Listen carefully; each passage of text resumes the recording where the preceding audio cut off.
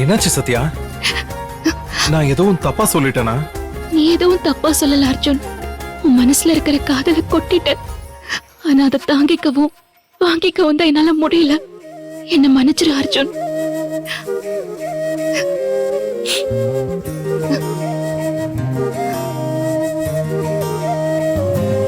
சத்யா, நாளைக்கு இந்த கல்யாணம் நடந்தா நான் உன் கழுத்துல தாலி கட்டின பிறகு நமக்கு கல்யாணமே நடக்காது அர்ஜுன். நீ என் கழுத்துல தாலி கட்ட போறதில்ல. ஆனா நான் உன்னை ஏமாத்தணும்னு நினைக்கல. என் சந்தர்ப்பமும் சூழ்நிலையும் தான். என் ஃப்ரெண்ட்ஸ் எல்லாம் கூட கேட்டாங்க, ஹனிமூனுக்கு எங்க போறீங்கன்னு. சத்யா நலன் பொண்ணு, அவளை எங்க கூட்டிட்டு போய் என்ன சர்ப்ரைஸ் கொடுக்க போறேன்னு கேட்டாங்க. நான் சொன்னேன், சத்யா என்னோட 8th wonder.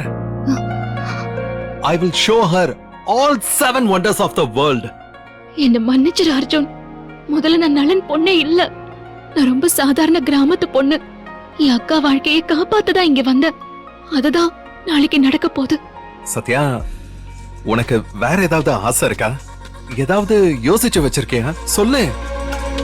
நான் அதையும் தெரிஞ்சுக்க தான் இங்க வந்திருக்கேன். சத்யா, என்ன உன் கண்ணு கலங்கிக்கிட்டே இருக்கு? இல்ல, கண்ணுல தூசி விழுந்து உறுத்துது. Oh my God! நான் இருக்கும்போது ஒரு சிறு துரும்பு கூட உன்னை உறுத்தவே கூடாது. அப்படியே இரு. அந்த தூசியை இப்பவே நான் கண்ணுல இருந்து எடுக்கிறேன்.